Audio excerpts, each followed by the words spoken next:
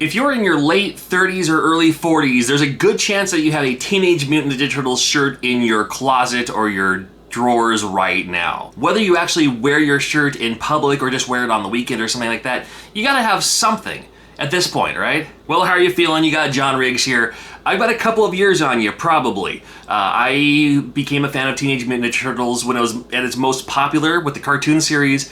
I was in middle school at that point, and it was already about the time when people my age were just like, it's a cartoon, you know, you're too old for stuff like that. I'm like, no, I'm not.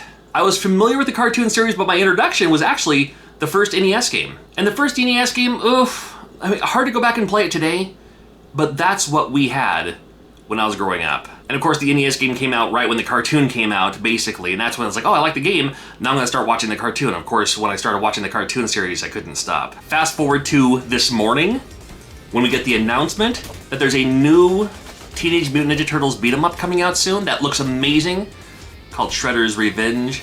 This is the game we've been asking for several years now. Like, over 20 years, I think. Well, for the longest time, really, I mean, you watch the cartoon and you play the NES game, you're like, it's not really the same? Not the same experience? They're not, I mean, because I think the NES game is more based on the comic than the cartoon. There's a couple of instances, but not really. But it's when the arcade game came out, and that's when it just kind of took everything by storm. You know, it's funny, I didn't even play the arcade game until a couple of months after my friend told me about it. My friend came back from vacation, he's like, oh, we were at an arcade, and they had a Turtles arcade game, and it's nothing like the Nintendo game, and you can play like 4 players at the same time, and it looks like the cartoon and all that. I was just like, I couldn't even wrap my head around what that even looked like. Of course, when I saw it, it all made sense.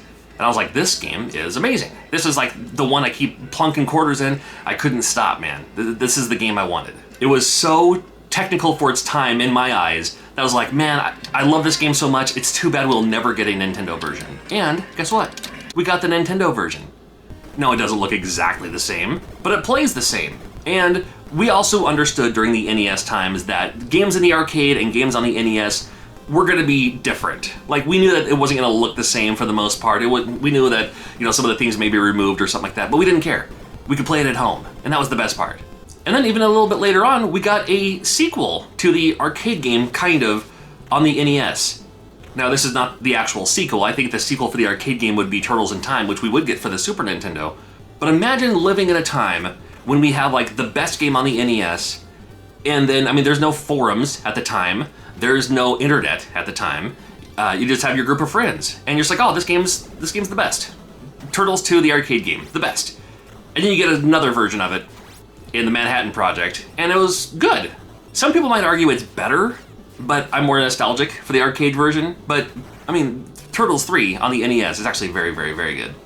And then for the Super Nintendo, you get Turtles in Time, which may be the best one of all of them. It might be. Well, again, nostalgic-wise, I think the arcade game, the first one, is the best. But Turtles in Time, super, super, super awesome. And then Hyperstone Heist for the Sega Genesis. Oh, that one's really good. In fact, there's plenty out there who argue that the Genesis version is better than the Super Nintendo version.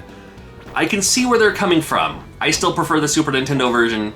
Nintendo fanboy, come on. But I love Sega, and I like them both a lot. I think I like the Super Nintendo version a little bit more, though. But if you disagree with me, I totally get it. You can let me know in the comments. So we have like the best of the Teenage Mutant Ninja Turtle games, and then they kind of got overboard with the Turtles games. You know, once they realize, oh, we got something hot on our hands, we can sell it, we can do anything we want with it, that's when you get like the tournament fighters, because, you know, Street Fighter 2 and stuff like that were super popular, so why wouldn't you capitalize on that? Those were okay. And it was around that time that the Turtles cartoon kind of stopped. I mean, like the last series of the Turtles cartoon got really weird, where Michelangelo didn't even have his nunchucks anymore, he used like a grappling hook for his primary weapon. I was like, what? That didn't even make any sense. You know, things were changing, fads were moving on. The Turtles still had a huge nostalgia factor for many years, though, and every once in a while, they would come out with a new Ninja Turtles game, maybe a new cartoon that had a different look to it, maybe a different game that had a different look to it. And some of those games were decent. Like, I remember I had the one for the GameCube, or maybe it was for the PlayStation 2, or maybe for both. And it was okay, it just wasn't the same. And then later on they had other games too, and as much as they wanted to be the old school, the original, it just wasn't the same. It just wasn't the same. The good news is you can go back and play the older games, they're still just as fun. But the newer ones, when they came out, high hopes, let down.